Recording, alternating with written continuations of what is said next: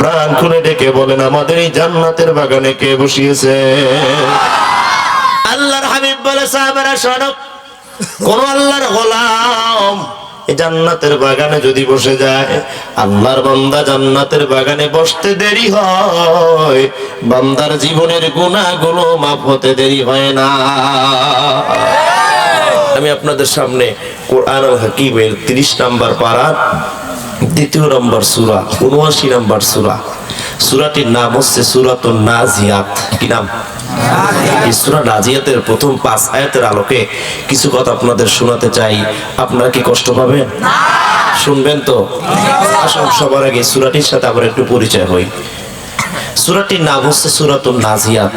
নাজিয়াত শব্দের অর্থ হচ্ছে প্রচেষ্টাকারী। সূরাটি রাসূলুল্লাহ সাল্লাল্লাহু আলাইহি সাল্লাম মক্কাতুল মুকাররমায় থাকা অবস্থায় নাজিল হয়েছে বিদায় কোরআন আল কারীমের ভাষায়, তাফসীরের পরিভাষায় সূরাটিকে মাক্কি সূরা বলা হয়। অত্র সূরায় আয়াত সংখ্যা 46টি, রুকু সংখ্যা হচ্ছে 2টি। অত্র সূরায় শব্দ সংখ্যা হচ্ছে 179টি, হরফ বর্ণ ক্যাপিটাল এর সংখ্যা হচ্ছে 762টি। বলি আল্লাহু আকবার। সূরাটির শুরুতে রব্বুল আলামিন 5টি আয়াতে 5 দল ফেরেশতাদের কসম কেটেছেন। কয় দল? 5 দল। জোরে বলুন, জোরে বলুন। ফেরেশতারা 5 দল হলেও, কয় দল হলেও? 5 দল হলেও আসল ভাবে মূলত মৌলিক ভাবে তারা এক দল। কয় দল? এক দল। ফেরেশতারা 5 দল হলো মৌলিক ভাবে এক দল। আমি উদাহরণ দিতে গিয়ে বলি, আমাদের হাতে আঙ্গুল কয়টা? ডিস্টেন্স, দূরত্ব আছে না নাই? আছে। কিন্তু যদি হাতে গ্লাস ধরতে চাই, কিছু ধরতে চাই, আমার একটা আঙ্গুল সাহায্য করে না সব কয়টা? জোরে কোন?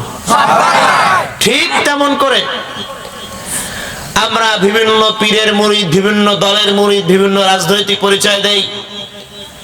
আমরা যদি ফেরেশতাদের এই আদলে চলতে পারতাম, ফেরেশতারা 5 দল হলে মৌলিক ভাবে কয় দল?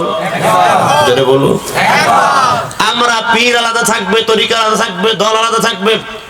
যখন এই সোনার বাংলায় সারা বিশ্বের ভিতরে আনাচে কানাচে রাসূল বিরোধী, ইসলাম বিরোধী, কোরআন বিরোধী, রাম বাম নাস্তিক মোরতাদ মাথা জেগে উঠে কোন মুসলমানের উপর নির্যাতনের জুলুমের স্টিম রোলার চালানো শুরু করবে, যখন ঐক্যবদ্ধ হয়ে 14 কোটি মুসলমান ময়দানে নামে নারায়ে তাকবীর স্লোগান দিবে, যখন হাতের মতো মুষ্টিবদ্ধ ঐক্যবদ্ধ হলে রাম বামেরা চোখ রাগানোর সুযোগ তখন পাবে না। এর কারণে কারো ঠিক কি ঠিক না? আমরা চিন্তা করি ওই হুজুরে বাদ দিয়েছে হক কথা বলার কারণে, এই হুজুর চিন্তা করে ও যাক কেন্দ্রীয় মসজিদে আমি আগামী দিন ইন্টারভিউ দিয়ে ঢুকে যাবো। কথা কয় না? আছে না নাই? আমি একটা বিষয় নিয়ে আসি, ছোটবেলা থেকে এই পর্যন্ত চিন্তিত, টেনশিত, ডিপ্রেশনে ভুগছি। সেটা হচ্ছে যে একটা মসজিদের ইমাম ঢাকায় আছে, আমাদের ঢাকায় বেশিগুলো, হক কথা বলার কারণে আগে তো বেশি অ্যাভেলেবল চাকরি যেত সকাল সন্ধ্যায়, জুমার বক্তৃতায় সঠিক তথ্য প্রচার করার কারণে, কোরআন হাদিসের সঠিক ব্যাখ্যা করার কারণে তার চাকরি নাই। কথা বুঝেন নাই? কি ব্যাখ্যা করার কারণে? হক কথা বলার কারণে কি নাই? বেচারা চাকরি বিদায় দিল, 2টা বসতে পারে নাই। আসরের সময় 2 ঘন্টার ব্যবধানে 10 জন ইমামে হাজির। কয়জন?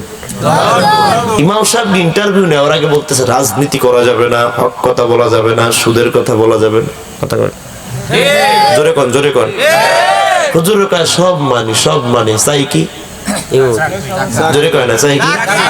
আমার বুঝে ধরে না যে হক কথা বলার কারণে ইমামের চাকরি গেছে। ওই মসজিদে ওই বেয়াদব উৎখাত না করা পর্যন্ত কোন ইমাম ইমামের মুসাল্লায় দাঁড়াতে পারে না। ঠিক কিনা জোরে বলেন? আমরা দেখি দল, আমরা দেখি তরিকা, আমরা দেখি ফাটল, আমরা দেখি হাত নাবিতে না বুকে আমিন ধরে নাচতে দাঁড়ায় না বসে সালাম। এগুলো দেখতে দেখতে মুসলমানের বিরুদ্ধে ওই রাম বাম নাস্তিকেরা ফাটল তৈরি করেন, আমাদের বিভাজন করেছে, ক্লাসিফিকেশন করেছেন, আমাদের ঐক্য নষ্ট করছে। যখন এজন্য আমরা যেখানেই যাই অপমানিত হই, মার খাই। এক মুসলমান অন্য মুসলমানের মার খাওয়া দেখেন হাতে তালি দেয়, এমন গাদ্ধা ডাকাত আছে না নাই? ফেরেশতারা কয় দল? জোরে বলেন কয় দল? 5 দল হলো মৌলিক ভাবে তারা কয় দল? আল্লাহ কোরআনুল কারীমের এই 5টি আয়াতে গোটা পৃথিবীর মানুষকে 2 দলে বিভক্ত করেছেন। জোরে বলেন কয় দল? সব মানুষদের আমার আল্লাহ 2 দলে বিভক্ত করেছেন। এবার আপনি বুঝবেন দুনিয়ায় দল অনেক, বাংলাদেশের রাজনৈতিক দল 48টার বেশি, প্রায় 50-এর কাছাকাছি নিবন্ধনকৃত দল।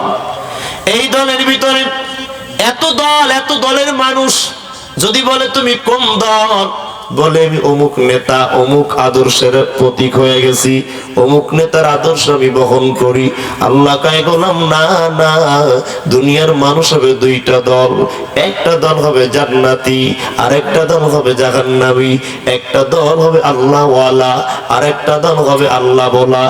এক দল হবে নামাজি আর একটা দল হবে বেনামাজি। এক দল হবে ইমানদার আর একটা দল হবে বেঈমান। ও বাংলার মুসলমান, সিদ্ধান্ত হবে এবার আপনার, আপনি কোন দলে দাঁড়াবেন।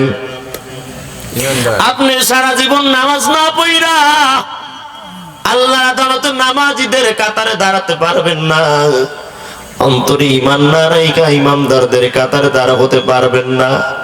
জান্নাত পর কর্মসূচি কিছু আদায় না করে জান্নাতীদের কাতারে দাঁড় করতে পারবেন না, দাঁড় হতে পারবেন না। বলুন তো মানুষ মরণকালে কয় দল? জোরে বলেন না।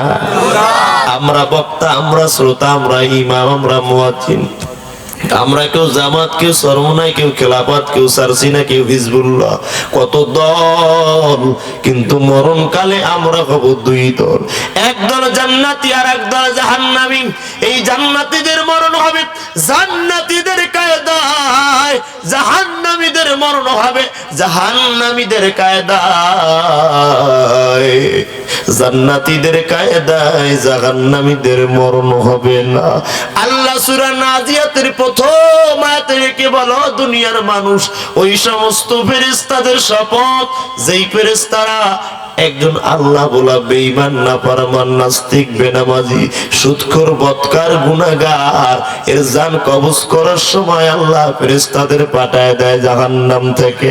জাহান্নামের খসখসে দুর্গন্ধ যুক্ত রুমাল নিয়া ওই জাহান্নামের ফেরেশতা হাজির হয়ে যায় আল্লাহর বান্দার কাছে। ওই রুমালের ভিতরে কি মাখানো থাকে জানো নাকি মোল্লার মুসলমান?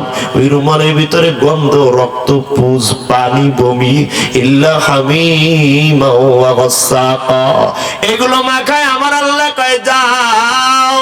ওই মোংলার ভিতরে এমন একজন আল্লাহর বান্দা ছিল যার একবার না 5 বার দৈনিক আমি আল্লাহ ডাকতাম নামাজের দিকে আয়। ও নিজে নামাজ পড়ে নাই, অন্য কেউ পড়তে দেয় নাই। আরে বারবার আমি আল্লাহ ইসলামের দিকে ডাকছি, নিজে ইসলামের কিছু মানতে চায় নাই। এই গোলামের মরণকাল হাজির হয়ে যাবে। আমি আল্লাহ আজালুম মুসাম্মা দিয়া তো মারা গায়ে দিলাম।